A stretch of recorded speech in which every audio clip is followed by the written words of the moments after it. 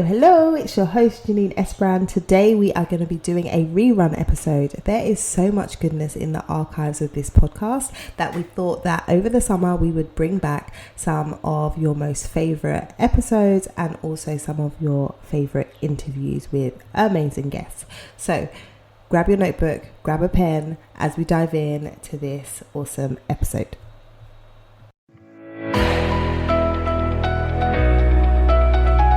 Hello, you're listening to the Career Changemaker podcast. Having the courage to leave a career that you have worked hard to build and try something else can be tough.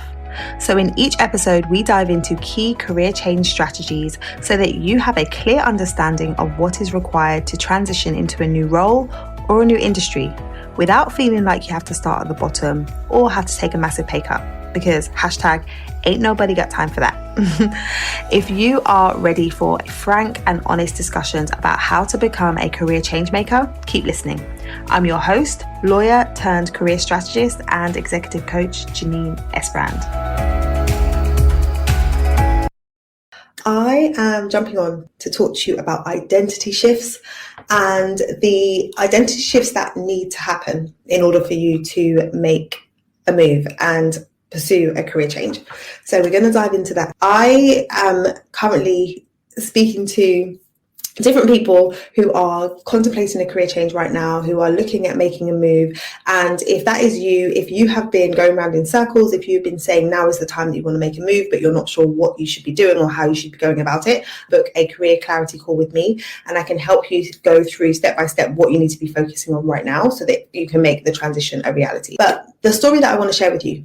So I was working with a client, speaking to her on a coaching call, and something really interesting came up. So there was someone within the organization who's basically recommended her for an opportunity in leadership, so a C-suite opportunity. And one of the things that she said was that it's really interesting because a similar role came up 6 months ago. She saw the role, but she didn't apply for it. And the reason why she didn't apply for it is because she wasn't sure whether or not she could really do the job or whether or not she had the full credentials to do that role. But when she's looked at this job spec now and she's gone through it in detail, she's recognized that she is able to do everything on the job spec and she's actually able to do it very, very well.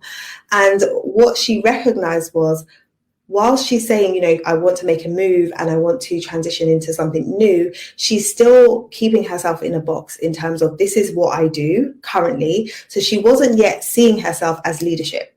She wasn't yet taking on kind of the identity of leadership and associating herself with that type of position, despite the fact that she has the credentials, despite the fact that she has the experience, despite the fact that she meets all of the criteria, she wasn't really thinking of herself in that way. And I want to talk about that more in terms of identity and identity shifts and why it's so important for us to pay attention to that. Because I think when people are thinking about making a career change, it's really easy to say, okay, I want to go from here to here. And then when you look at where you're trying to go from and to, you can start to kind of back away and say, oh, that's going to be too big of a jump. Is it going to be possible for me? I can't necessarily do that. And then you end up talking yourself out of making any type of move or taking any type of action.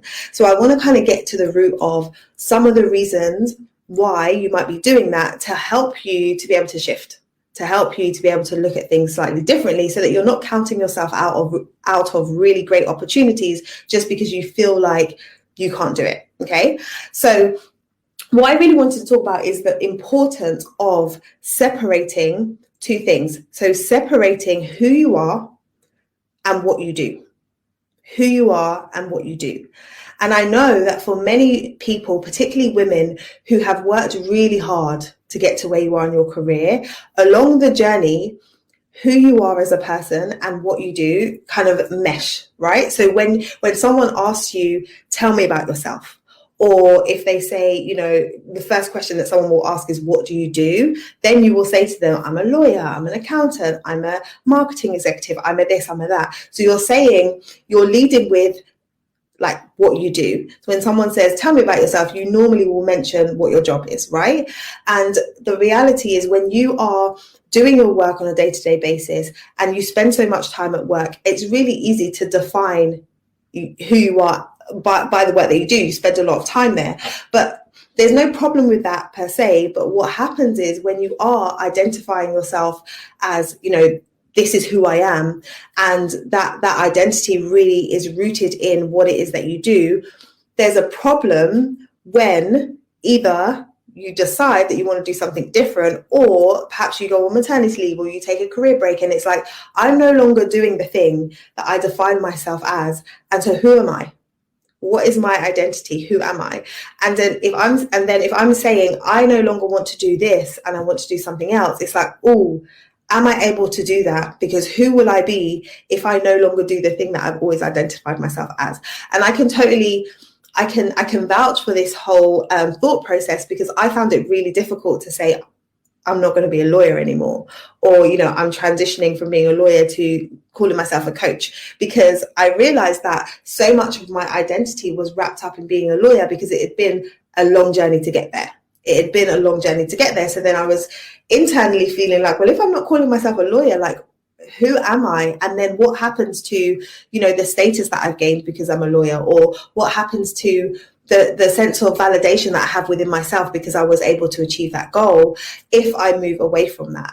And I think when we can get to a place where you recognize that who you are is who you are, right? You are you regardless of what role you take and what work you do, then you're able to open up your options and open up the possibility of you doing something else and it being okay. You doing something else and it being okay. And when it comes to making a move, it might be that you're looking to make a move sideways. So you're making a move and saying, I don't want to do this and I want to do something else. Or it could be that you're going for that promotion. But even in going for that promotion, you need to be able to recognize that who you are and what you do are two separate things, because otherwise imposter syndrome is going to come up. Otherwise, you're going to say, well, I'm in this role here. I am not a leader. I am not in that position, and therefore you're not going to be taking the steps that are going to allow you to move into that kind of position. And that's kind of the thought process that my client was having in terms of, am I able to do that? Am I really able? Am I really equipped? And here's the thing. A lot of the time when it comes to imposter syndrome, and when it comes to feeling like I'm not able to do that, it's because you're really focusing on, am I good enough? Am I good enough? And the question isn't really, am I good enough when it comes to a role? The question should be, what value can I bring? Can I do the job? It's not about you. It really isn't about, am I good enough? Like, you are good enough. You are good enough. But the question is this person able to do the role? So when you have a hiring manager, when you have someone who's considering looking at different candidates, yes, they are interested in who you are as a person in terms of your personality and are you going to fit into the team, but their primary focus is, can this person deliver on what we need and the requirements of this role? Can this person deliver? So when you're asking yourself, can I do this job? Am I good enough? You're asking yourself the wrong question. The question should be, am I able to deliver? Am I able to bring value? Am I able to add value? And when you start thinking of it in that way, value is relative.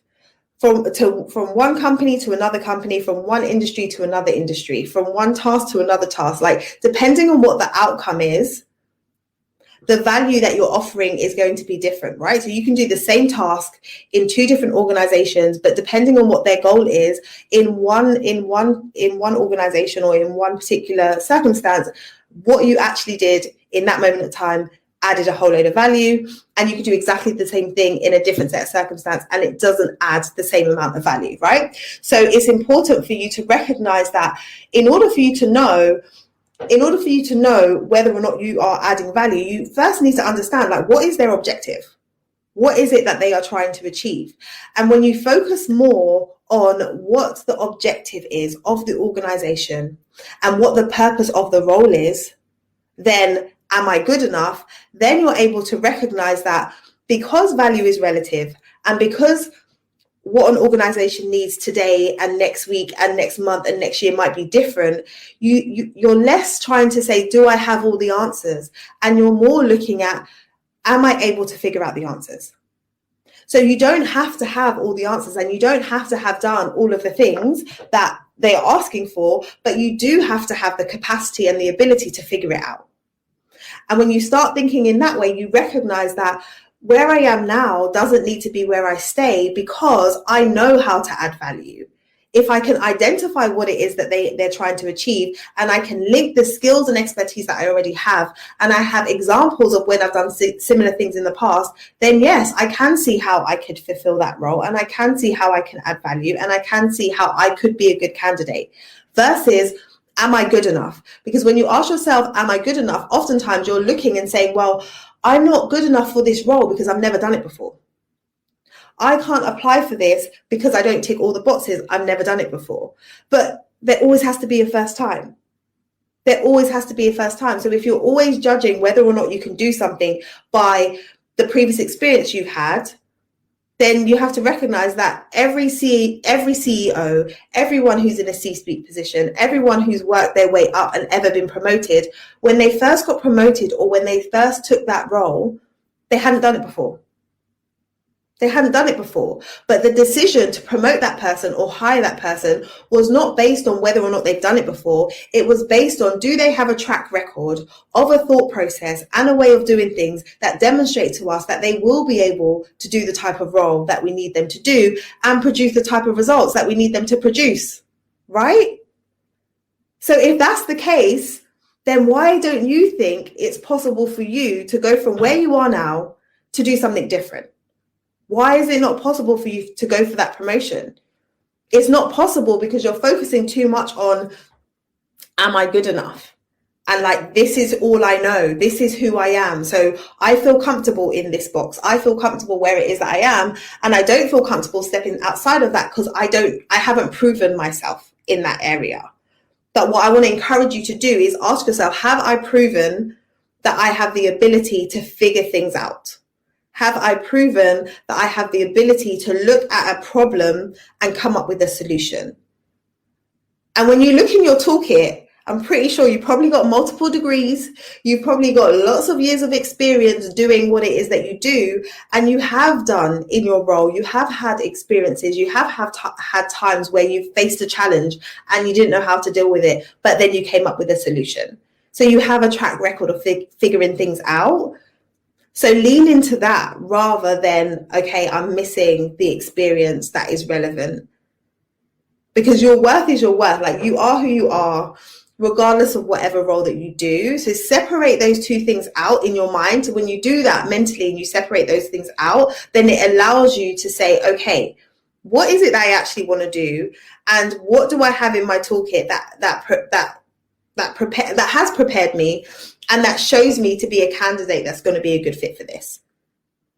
So that's what I would encourage you to do. And when I walk my clients through this process, when we're looking at writing your CV or writing your resume and positioning yourself for an opportunity, what people will often do when they write their CV or their resume, depending on where you're tuning in from, is list out what they do in a very generic way, right? So you would say what your job title is, and then you will list out, like, organized events or managed a team or worked on big transactions, or like, it could be very, very high level in terms of your description. But when you're giving that high level description, what that is doing is just telling the person, like, this is the job title and this is the role that you assumed, right? Because anybody with that job title is likely to do a similar type of thing, right? Every lawyer that I know reviews contracts. If you're a transactional lawyer, you've worked on transactions. You've done all of those things because that's required for the role. So it's not really about you. It's about, this is the role. And if someone's in the role, this is what they do, right? So when you approach your CV or your cover letter in that way, you're not telling them anything that helps them to see how you stand out. But what makes you stand out, and what makes a cover letter or a CV or a resume, a document that makes somebody stop and say, hey, lean in, I want to get this person in for an interview, is when you demonstrate the value. It's when you demonstrate the value and you demonstrate the results that you've got for your current organization, that they can then see, okay, this is what this person would be able to do for us. So do you see, like, when you're keeping it surface level and you're just talking about the role and you're listing out like general descriptions of what you do, that doesn't pique anyone's attention. But what does is when you lean into the value, when you're like, I worked on a £1 million transaction or a £50 million transaction, and I did this specific thing. And because I did this specific thing, we were able to deliver this specific result. Or you talk about a specific problem that happened and then the solution that you came up with specifically, and then the result because of that. When you do that, the person who's reading that is able to then see, oh, like this person was able to add that type of value in that organization, and therefore I can see what value they can bring here. It's not to say that what you were doing in your current role is the same type of thing that you're going to be doing in the new role, but what they see is somebody who's proactive. What they see is somebody who's able to look at a problem and come up with a solution. So the value is not necessarily in the task that you did, but it's the approach that you have, and it's the thought process that you have, and it's how proactive you are in getting to a solution. And that's the difference between a candidate who's going to wow somebody on paper and then in an interview, and a candidate who's like, nah, should we get them in or should we not? But most people, when I see clients, and I'm talking about, my clients are amazing. Like, they have such brilliant experience, such brilliant backgrounds, years and years, decades of experience in their roles. And when they send me their CV sometimes, I'm like, this is so generic. Like, I know you now. I know you because we've been on calls together. I know you because I've asked you about your background. And like, what I know of you and what I know about the results that you've been able to give are not demonstrated or articulated in this document. Like, where is it? And then when I get them to go back and dive deeper, and then they look at it and they're like, oh, do you know what? Like, I didn't even realize that I wasn't really selling myself. I'm like, yeah, you weren't selling yourself. You were not. And it's not even about selling yourself. It's about selling the value that you bring to an organization. Like, we really need to drill into that. And when they do, they land those interviews. They get called in for those interviews. And so the value is what it's about. So let's not just be focusing on, like, okay, well, this is my job title. This is what I'm here to do. Why are you there? Like, why have they hired you? Why does the role even exist? Why does the role even exist within the organization? What is the organization trying to achieve? How are you helping them get there? Like, when you can talk on that level and talk about those things, then that makes you the type of candidate that not only can bring value, but that is aware of the need of that value.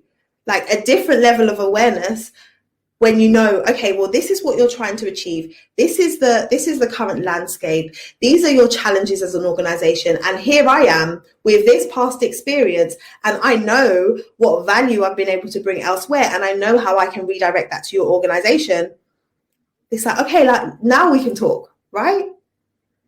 So when we're talking about your identity and we're talking about what it is that you can do, let's not just be leaning into, but I've been working I've been, in finance for this many years. I've been a lawyer for this many years. I can't see how I'm going to be able to move into anything else.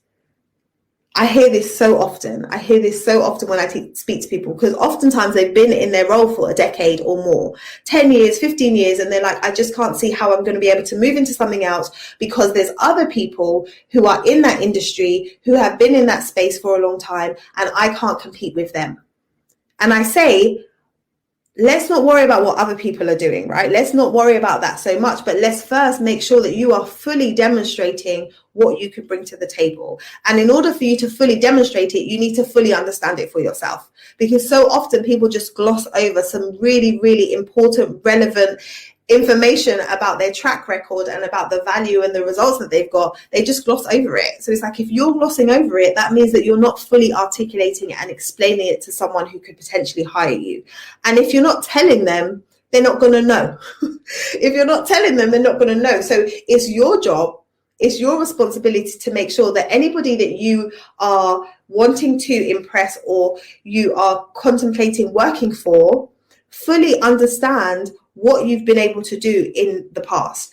And oftentimes, if you're coming from one industry to another or one organization to another, don't underestimate the value that you're bringing just because of the knowledge that you have of perhaps a different environment, a different way of working, a different industry. So when you're saying, I don't have the same knowledge or understanding as somebody else who's in that industry, there's a reframe available there. Because it's like, yeah, I don't have the same knowledge and understanding as someone who's been in that industry or in that organization or in that firm for the last 10 years. But I do have a whole load of other experience and perspective that allows me to show up differently, that allows me to have a level of perspective that other people wouldn't have. Right? So like, great example is the company that I finished working for as legal counsel. They're a company that operates in the professional development space, and they have an element of kind of coaching that goes into the work that they're doing and the solutions that they're providing. And so I'm a lawyer, right? Going into their organization as in-house legal counsel. My understanding of coaching and professional development that I have gained through being a coach and running my own coaching business was so relevant and so helpful, because there will be other lawyers who will be equally good at their job, but they won't necessarily have that element of understanding of the industry and of coaching that was really helpful, right? So I could either just lead with, yeah, I'm a lawyer, but in that situation, I led with, I'm a lawyer, but I'm also a coach who understands exactly the landscape and the industry in which your solution is being developed and launched, right? And so that's what made me stand out as a candidate. So what I want you to be doing is not discounting what you've done so far, but recognizing that in many cases, what you've done so far gives you an edge, and what you've done so far can be really, really helpful and really, really relevant and really, really useful for where it is you want to go next. Right? So it all comes down to perspective. So if you've been spinning your wheels and saying for a long time, you know, I want to make a move, I want to do something different, but I don't feel equipped. I don't feel like I'm good enough. I don't feel like it's going to be possible for me. My question is, who told you that? Who told you that? Because the likelihood is you told yourself that. You probably haven't even taken any steps out there. You haven't spoken to anybody. Nobody's told you that it's not possible. You've told yourself that it's not possible. But what's your frame of reference? You've told yourself it's not possible because you haven't seen yourself do it before, right? It's like, oh, I'm not going to be able to make that move. It's going to be too difficult for me. It's not possible. Companies aren't hiring people from other industries. Really? Really? Because it's like, they are. I know that they are. So I'm saying that because I see all too often that people take assumptions and they accept them to be fact. It's like, am I making an assumption here, or have I actually got data that tells me that what I think is correct? And do I have enough data? Am I looking in the right places? Because there are examples out there of people who have made career transitions, big transitions, like leaps from one thing to another, small transitions, pivots from one thing to another. They've managed to get promotions. They've managed to move. They have. And so when you're saying it's not going to be possible for you, it's like, where are we getting that from? And the root of it is often that identity piece. Like, I don't feel like I'm good enough. I feel comfortable doing what I've always done, and that is who I am, and so I'm going to just stay here. But yet you're not happy because you keep coming back to whether or not I should make a move. I've seen a post that I shared about a client of mine, a previous client who went through my group coaching program, and she's starting a new role this coming week. And she's staying within the law, so she's a lawyer transitioning into another role, but she's moving into a practice area that she has not done before. She's moving into a practice area that she has not done before, working with the types of clients that she's never worked with before, but yet she's moving in at a more senior level. So she was in her previous role, in her previous firm as an associate, and she's moving into a senior associate role within a firm doing work that she's not familiar with. Why? Because she was able to fully articulate how what she has been doing is very relevant to what she's going to be doing, and the results that she's gotten so far, and her approach was clear, and they were able to see how she would be a really good asset to the team given her previous experience, despite the fact that she hasn't done what it is that she's going to be doing going forward. Are you guys catching this? Like, she went from one role, moving into something that she hasn't done before, and she got a promotion. So you can't say that it's not happening. It's totally happening. And I hope you see that example and you take that as inspiration. So that's what I have for you guys. Value, value, value. Lead with value. What value can I bring? What value are they looking for? What do I have in my toolkit?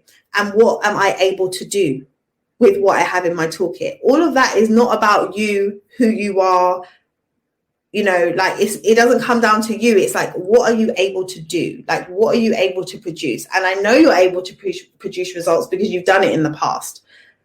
So I hope that helps you to shift your perspective about what's possible for you. And if you're someone who's saying, yes, okay, I'm seeing it, but I'm still not sure what I'm supposed to do and how I even figure out, I've got an idea of what I might want to do, but I have no idea how I would even transition. How would I attract opportunities in in a new industry or in a new type of firm or organization? I have no idea what the steps are. The thing that just frustrates me so much is where people just stay stuck, where it's like, I know I want to make a move. This isn't the right fit for me.